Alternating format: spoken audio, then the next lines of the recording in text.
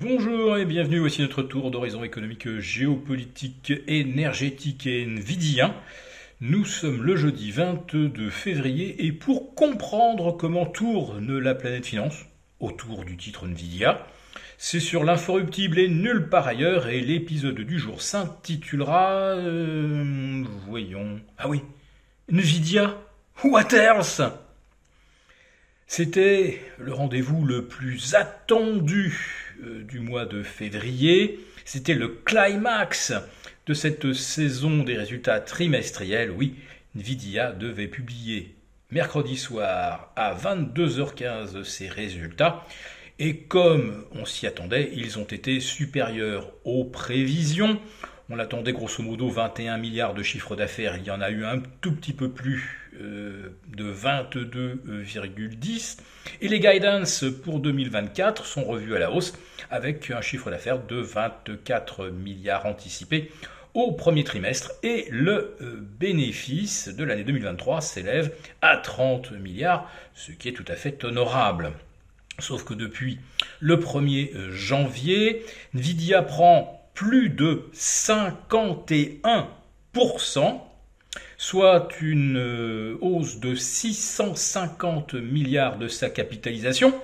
Autrement dit, c'est 20 années de bénéfices sur le rythme 2023. Et si en 2024, on attend 45 milliards, on sera encore sur quelque chose de l'ordre de 15 années de bénéfices. Et Nvidia, même avec ses super profits et son super chiffre d'affaires, se paye aujourd'hui 25 fois, oui 25 fois son chiffre d'affaires. Le ratio donc capitalisation sur CA. Quelque chose qu'on n'avait jamais vu même durant la bulle Internet au premier trimestre 2000. Nvidia qui écrase tout le reste et qui va continuer puisqu'on s'attend aujourd'hui à une hausse de 14%.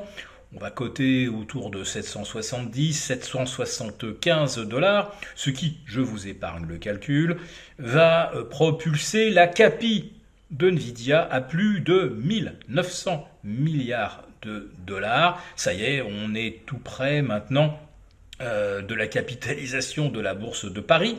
Mais autre phénomène saisissant, il s'est échangé durant 2 séances consécutives plus de 38 milliards sur le seul titre Nvidia, 38 milliards mardi et mercredi, on va passer probablement la barre des 50 milliards aujourd'hui, mais rien qu'hier, en une seule séance, il s'est échangé autant de capitaux sur Nvidia que sur le CAC 40 en un mois de 22 séances.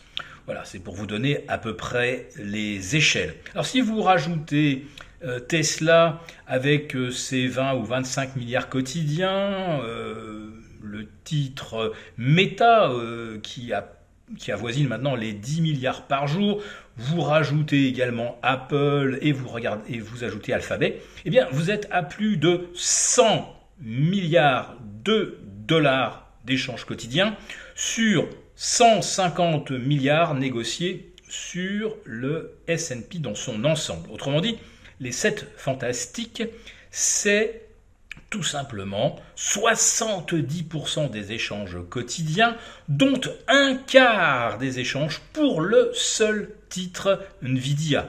On a l'impression de revenir 25 ans en arrière quand Nokia représentait un tiers des volumes échangés à Helsinki. Nokia qui écrasait évidemment tout le reste. Alors, bien sûr, aujourd'hui, tous les algos vont réagir et ils vont acheter massivement Nvidia qui pulvérise son précédent record des 740 $. Oui, tous les algos vont payer et Nvidia, c'est maintenant la valeur la plus détenue non seulement par les institutionnels et la gestion passive, mais également par les particuliers, car les particuliers, oui, le retail est de retour. Et qu'est-ce qu'achètent les particuliers? Quand on a 5 ou 10 000 $ et qu'on ne peut pas faire un portefeuille de 20 lignes ou 25 lignes, on achète forcément les leaders, c'est-à-dire Nvidia, Microsoft, Meta, puisque c'est un des meilleurs performeurs depuis le début de l'année, et on ne sort plus de ces listes. Alors, quand on voit le parcours de Wall Street, et si on retranchait Nvidia, on aurait une quasi-stagnation des indices depuis le début de l'année. On est aux alentours de plus 4 et on sera bientôt à plus 5 sur le S&P parce que il va établir un nouveau record absolu aujourd'hui au-delà de 5040. Le Nasdaq 100 va se rapprocher des 18 000 points, donc ça va être de nouveaux records. Mais en réalité, ça repose sur 3 titres. 6 semaines de hausse, mais en fait, 3 titres représentent quasiment 100% de la hausse, Nvidia, Microsoft et Meta. Pour les places européennes, eh bien aujourd'hui c'est aussi jour de record. On est à plus de 17 380 sur le DAX. On a atteint les 8 900 sur le CAC 40. Et on apprend dans le même temps que eh bien, les PMI allemands sont au fond du trou, avec une chute brutale au mois de février. Le PMI manufacturier dévisse de plus de 3 points, de 45,5 vers 42,3. Donc c'est vraiment la récession en Allemagne. Et c'est le jour donc qu'a choisi le DAX pour pulvériser son record.